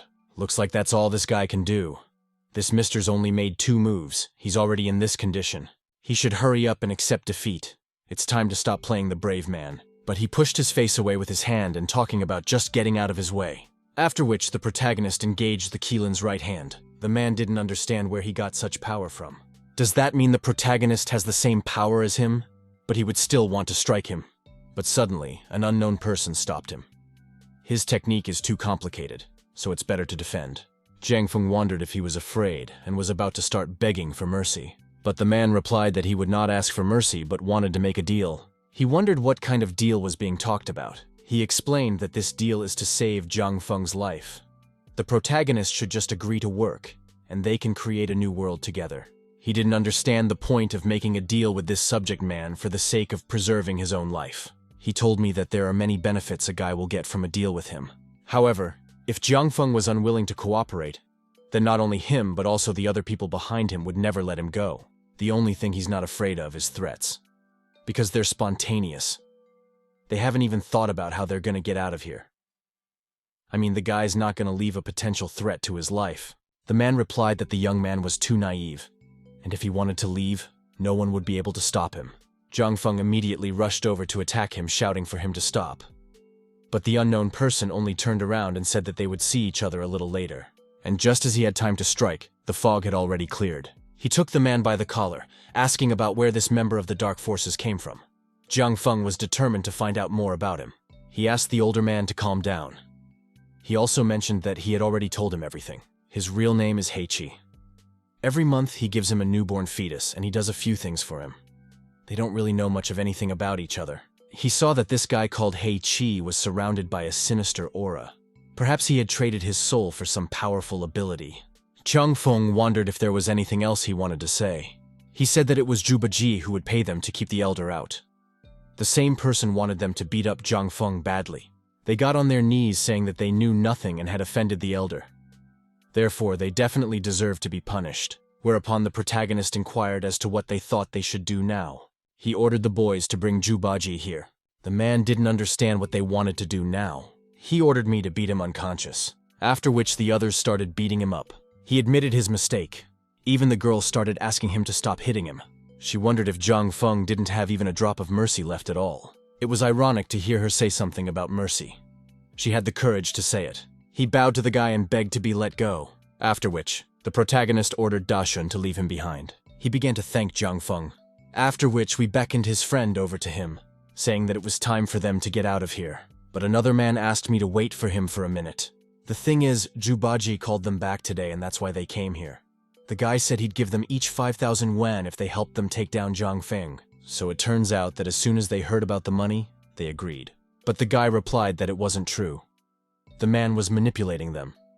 So he hoped that the main character would not take it to heart. The others began to explain that they hadn't even thought of her hurting Jiang Feng in any way. They were ashamed, so they decided to apologize now. Watching this situation, it seems as if they are just a bunch of spineless kids. They have only seen a few months and after the college entrance exams, so their losses will separate. So why are they apologizing and admitting their mistakes now? They said goodbye to each other. He was almost killed by a Heichi not too long ago. Seems like he should start developing new straight martial arts for safety. Suddenly, he also saw Xiaohua running and didn't understand why she was here. He shouted her name. She turned around and asked what Jiang Feng was doing here. Xiaohua had only recently seen Li Huadai and immediately followed her. This girl just walked in there. He finally found out where she is. Now it's up to him to find out if it stole the ancient instrument or not. So he decided to go along to see it. He told the girl to wait here while he went inside to check the situation, because it could be dangerous in there. And if anything happened, she should run without him. After which he jumped over the fence. When the guy was already in the yard, he made sure it was a quiet and secluded place. He also noticed that there was someone in the house, but he didn't understand why it was so quiet. He'd definitely seen the shadow of a man a second ago. The lights went off and he heard the man's voice telling him to come in since he had already gotten here. He used his foot to open the door. It was Li Huadai who asked if the guy didn't know that it was against the law to break into someone else's house. He felt a strong aura that was completely different from the last encounter. Perhaps this woman had just been hiding the full power all this time. He has a suspicion that she took something that doesn't belong to her. So he decided to test his hunch and came here. She pulled out the stolen item and asked if that was what he was talking about. Now he was definitely convinced she was a thief. The 9 Heavens Huangpei Guoqian originally belonged to her family, and she simply returned what was rightfully hers. She sent a powerful attack at him. The sound wave damaged the main character's clothes. Since this girl is the first to start, he won't be polite either. She prepared to attack him again and yelled at him to get the hell out of here. After which, the girl sent several swords at him, and the guy used a Kilin flaming palm. Their attacks collided. She asked if they had to fight for him to be pleased with himself. The protagonist offered to make a deal. She will pay Chu Tianxiong 150 million yuan for the item. If she would just pay her money for the instrument, everything would be fine. Even if she had that much money, she still wouldn't buy it. This guy won't be able to force her, because her family are not the kind of people who can be used or blackmailed. He asked about her family. As it turns out, she is a descendant of the Li family, which created one of the 100 great schools of wisdom. She's also a descendant of Li Xiao. He knew this family, so he wondered if it could be true that the 9 Heavens of Huangpei Guqian really belonged to her family. And now he found out that Lei Shu was really a disciple of a Confucian sage. She was determined not to let the Guqian be taken away from her today. He advised her to think again on the subject of his suggestion, or else he would come here every day. She was very interested to see it. He said goodbye to her, mentioning that they would see each other tomorrow night. This guy's too annoying. He turned back to Xiaohua. She immediately asked how it had gone, and if he'd been able to find that girl. Jiang Feng replied that the girl was indeed there, and Guqian right by her. She inquired as to what they are waiting for. They have to go inside and get their tool back. But the guy stopped her, saying that he had fought this girl and realized that her power was much stronger now, and she was quite special. You should go back first, and then he'll explain everything. Chu Tianhaichung's residence. He really did not expect that Li Huadai, then the Li family, let them even have the same surname. Part of a Confucian family of 100 valuable scholars. But he bought this instrument with his own money. Even if the real owner is Li Huadai, she shouldn't have stolen it. He suggested that Brother Jiang try to talk to her again. He explained that there was no way to get this tool back, but if they provoked the other party, he could defend himself. But what would the old man and Xiaohua do then? Then he'll just do what the protagonist suggests. He said not to worry because he was here and could find a way out of any situation. As he said, he arrived the next night. But the gate was open, but he decided to go in anyway, for he was curious to see what kind of show she would want to put on tonight. And there was already a weapon flying at him. That's pretty interesting. He decided to use his technique. Suddenly he heard a melody and saw the same silk thread seen on the security footage. He immediately used Killen's flaming right hand. Since this girl wants to play with him, he doesn't mind responding to that. He broke the strings and walked to the door, suggesting that we stop hiding and talk right now. But just as he wanted to enter the room, some spirit appeared there. Jiang Feng took advantage of the roaring tiger strike, after which he struck that spirit. This girl is indeed talented if she can summon such a powerful monster through music. But it clearly wasn't in the mood to give up. This monster decided to attack him again. Even the guy admitted he was hard to deal with. There's no point in him stopping this monster, and it's easier to deal with her first. The girl started playing new tunes. The monster had almost reached him. The guy used the Keelan's flaming right hand again. After that, he decided to drive this monster away from him using fire. And so he got to her. He threw the musical instrument out of her hands. After which, the monster began to dissipate. She didn't even know how his hand could withstand such a transformation. Could he be a member of the dark forces? In response, he asked if turning a body part meant that the person was a member of the dark forces. In any case, he was not a member of their organization. He had met and even fought with a man from the dark forces once before. It seems that Li Huadai was keen to start round 2. He wondered if she wasn't tired. They had better talk now. He also conveyed the words, pulling not that, if she paid money for it, the 9 heavens Huanpei Guqin would return to her. But she won't pay for anything. In that case, he asked not to be blamed for his impoliteness. But suddenly he noticed that his leg was encompassed by silken threads. There were also arrows of silk threads. The girl replied that he wasn't leaving here today, but something else caught their attention. Specifically the spirit of the tree that was outside. Zheng Chen wondered if she had conjured this. Li Huadai replied that it was the nutcase who came here who did it. A tree smashed through the door of the building, and that's how that person was able to get to them. It was Yin Yang Yuhang who seemed to be happy that they had met again with Li Huadai. He's a really mean person. That little guy even managed to find her on his own. He thought that this person was from a yin-yang family. Boy, he heard that they have been using the 5-element yin-yang technique since their youth that was left behind by their ancestors. Their power is much stronger than ordinary people in hand magic. They can make trees and plants grow, and also make them follow orders and become soldiers. He stated that this wench had stolen something from the yin-yang family, so naturally, he should pursue her until he got what belonged to them. She had told him, after all, that this item was now hers. As long as she doesn't enter Yin-Yang's house, she won't give it back. Yin-Yang Yuhan asked how his great family could take this wench in. It would be better to die than to give her that opportunity. The protagonist suggested that they stop arguing. He also asked them to give him a second, because he hadn't decided on his case yet. Jiang Feng wondered why on earth she was stealing other people's things and why someone else had come to take her things. She suggested that if Jiang Feng helped her win, she would give Chu Tiansheng the money for the Guqin. He asked if she really thought he was an idiot and why he should believe her. She tossed him a jade pendant. He caught the item and recognized that it was indeed a valuable commodity. If you sell it in the market, you can certainly get a round sum of money. After which, the girl said that he could give this jade pendant to Chu Tiansheng. He agreed to help her. The guy called Zhang Chen a baby and advised him that he better not get involved in this matter. Otherwise, he would become an enemy of the Yin-Yang family. But he doesn't care about the disputes between hundreds of training schools, and he's only here to take care of his business.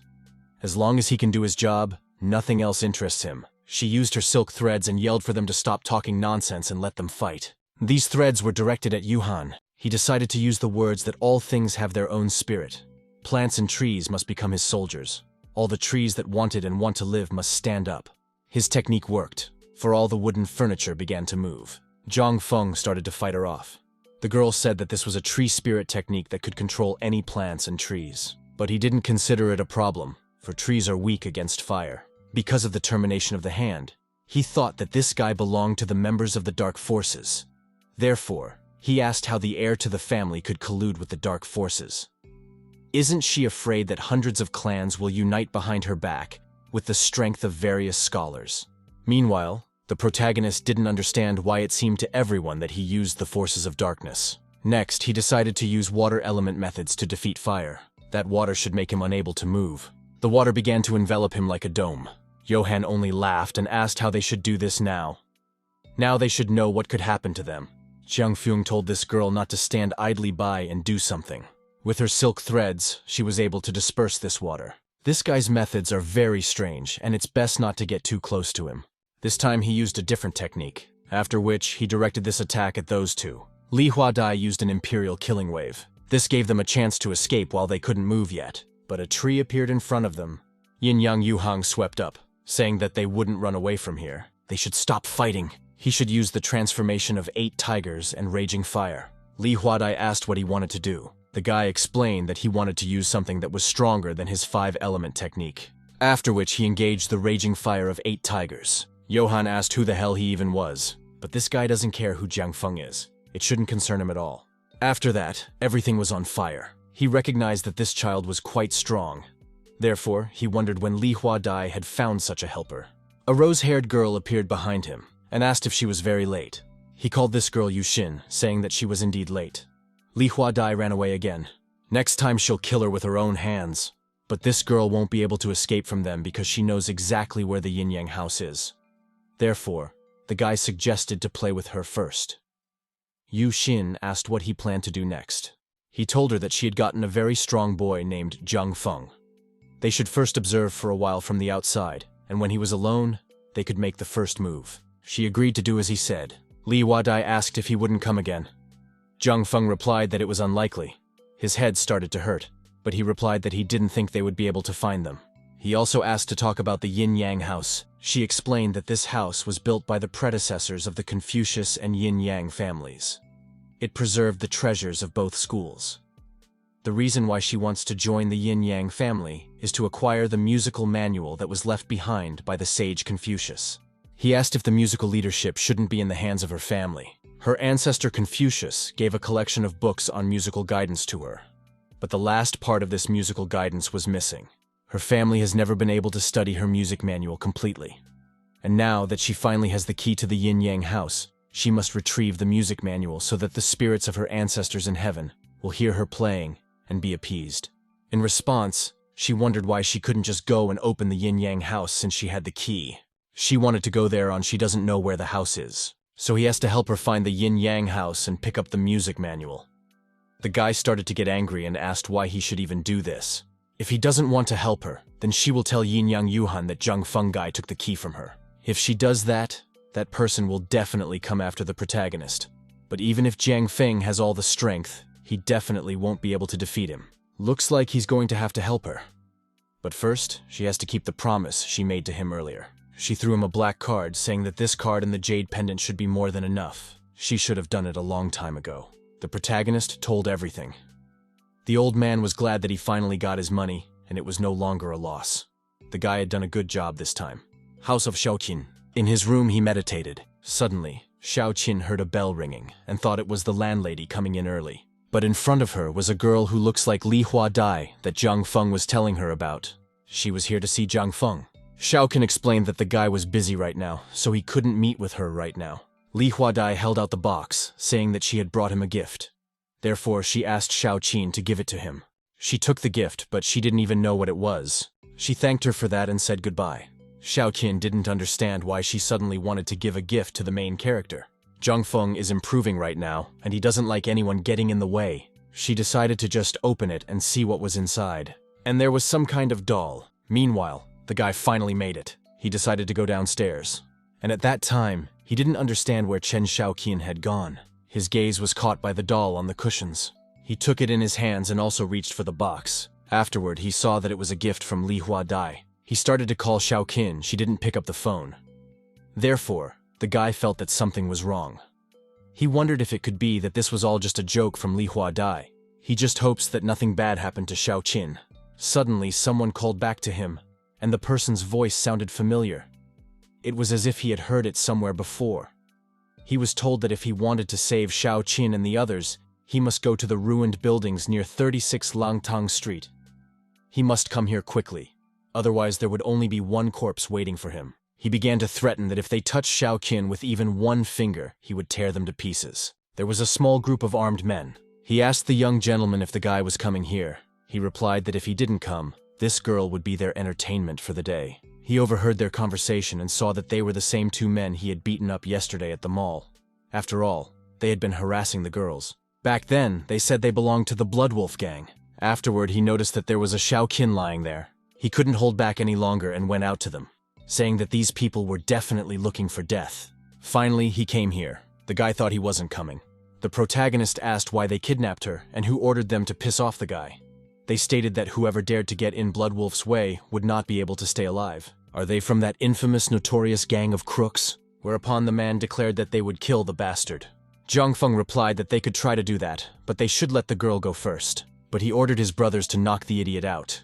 And they also have to take his hands off first. Once they started attacking, then he decided to deal with some of them quickly. He didn't understand what was going on here. And now it was his turn. He was obviously very angry. With a few moves, he interrupted half the gang. They began to tremble, for they realized that this guy was doing martial arts. He asked this guy, didn't he want to kill Jiang Feng? He began to apologize for being blind and not recognizing Elder Tai. But it's too late for an apology. When a guy with blonde hair ran up to the young handyman, the protagonist remembered that he was the one who yelled about wanting to take his hands off. He began to recoil, saying that it wasn't him. Jiang Feng told him to get the hell out of here. He helped the young master by talking about how they needed to leave first. At the same time, the protagonist kicked the knife. That knife went into the blonde man's hand. Jiang Feng urged him to get the hell out of here right now, or else he would lose his other arm as well. After seeing the two of them leave, he approached Xiaoqin. The main character thought it was his fault that this happened to her. Meanwhile, the man asked what was wrong. Blondin replied that the young master had been injured by someone and had just been sent to the hospital. He asked who did it. He felt that this gang would definitely not let go of him so easily. Yin-Yang Yu-Hung can also create something. He must learn the 9-fist divine elephant technique as quickly as possible. He should try to visualize the image of the divine elephant in his head. He will try and see if he can attack first. So he started practicing. A little later, it was already starting to get light and he had already guessed. The 9 divine elephant fists are obtained by first using the divine elephant strength, and then the powers are attributed to the fist. And now he's really succeeded, and it was a powerful force. The girl went out to the balcony and didn't understand what Jiang Feng was doing so early in the morning. She started to get angry and didn't realize how the wall had collapsed. He apologized, saying that he didn't want to wake her up. You can tell from her condition that she is definitely fully healed. Miss Sia announced that the entrance exam is only 60 days away. The boys should pay attention to this. She is also sure that they will use these last days to study hard. He assumed that Professor Zia still thought he couldn't get into college. Genji mentioned that there was one person missing from their class. Zhu Bajie has been eliminated. Of course, there will be one less person, but that wasn't what the guy was talking about.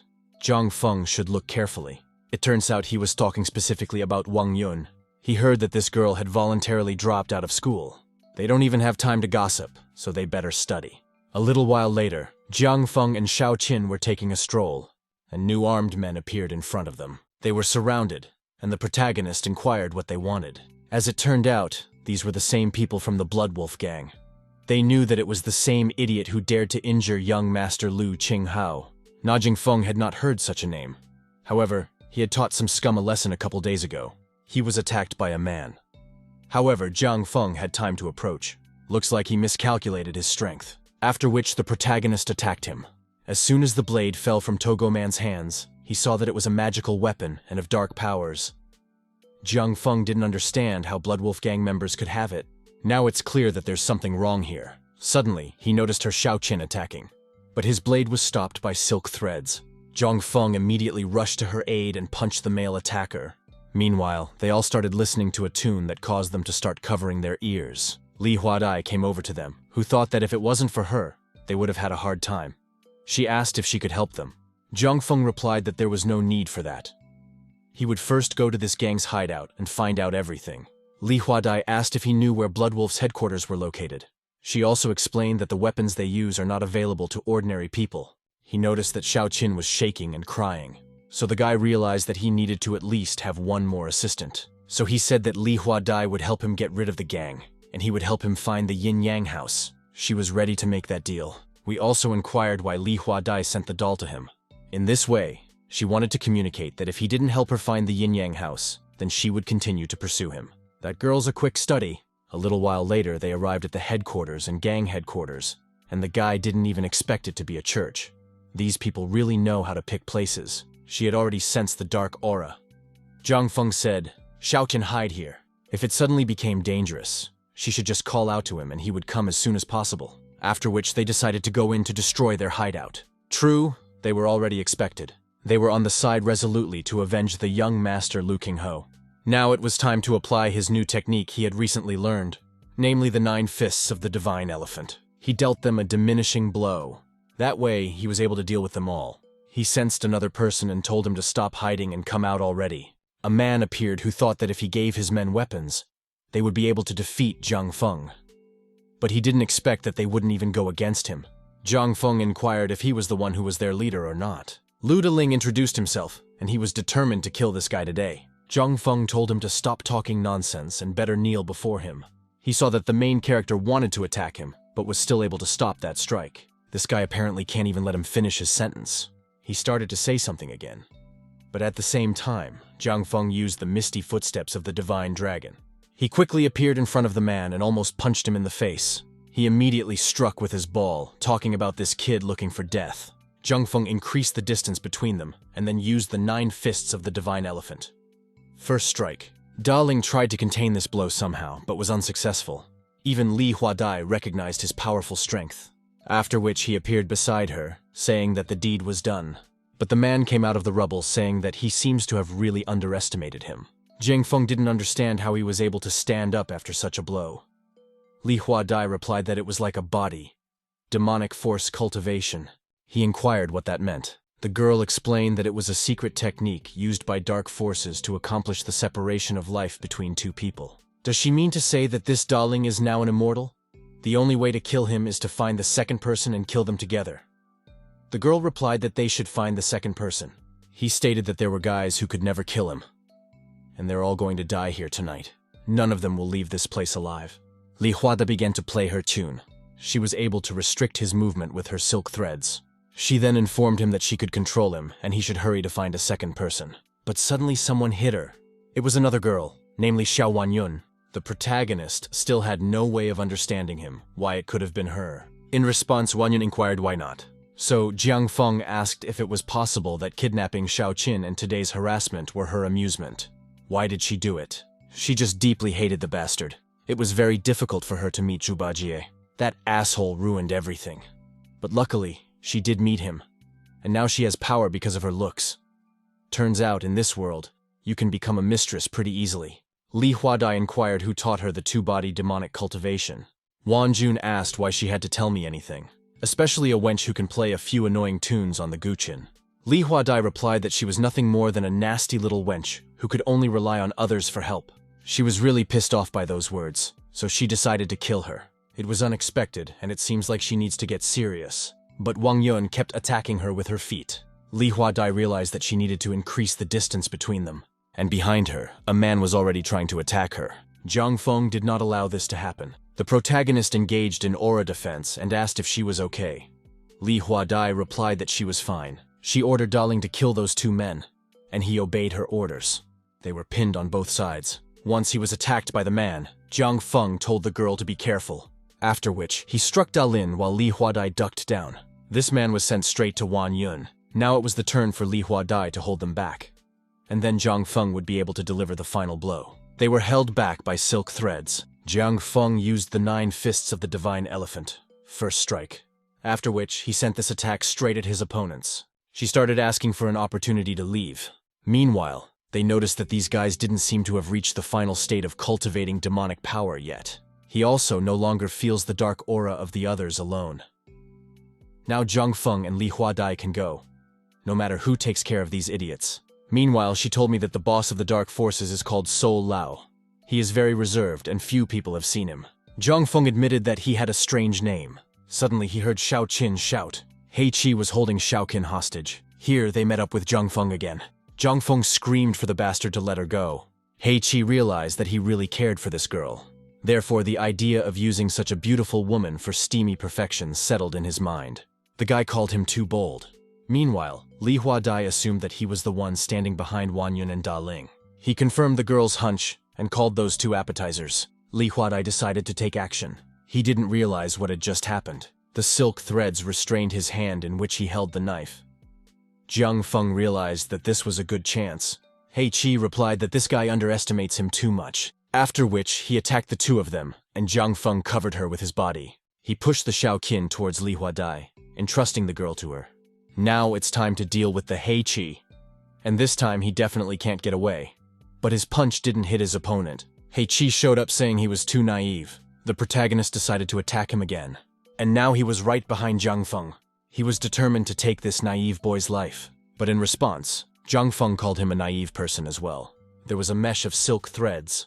After which, Jiang Feng decided to strike him the hardest. That blow threw him right back against the wall. But Heiqi wasn't going to give up just like that. He was even able to survive this blow. Jiang Feng clearly didn't expect this. Heiqi shouted that he still had a dish he had prepared, especially for Jiang Feng. He used the technique from the Black Devil Bear. It was time to show his strength. A bear appeared behind him, and he was huge. The guy didn't realize what it was. Li Huadai explained that the man had summoned a monster from another world. She also explained that the other world is a special world that only dark forces can open. Many monsters live in it, and the Black Devil Bear is one of them. But there was no time for any thoughts, for that devil bear was almost upon him. So he had to use the right hand of the Kilin. He punched the bear, but it seems the punch didn't even do anything to it. Heiqi started laughing, saying that the Black Bear girls have a super defense layer, and this guy's attack is completely useless. This bear was right in front of the protagonist. Li Huadai told him to get out of the way, for she was going to tie up that bear. He listened to her and was ready to strike again. At the same time, she was using her technique, but the devil bear began to tear at her silken threads. At the same time, the main character passed under a bear, after which he jumped right above him, preparing to carry his punch. He used the 9-fist divine elephant technique. Strike one, whereupon he recoiled. Did it really work? But the truth was that it didn't work at all, for he was already as good as new and attacked Jiang Feng again. Li Huadai used her silk threads to restrain the bear. After that, he decided to use his technique, but suddenly realized that he couldn't move. Because of that, the devil bear was able to strike him. Thankfully, he was able to block it with his hands. That punch pushed the guy back a little bit right towards the girls who were standing behind him. His arm was injured, and he realized they were really in trouble this time.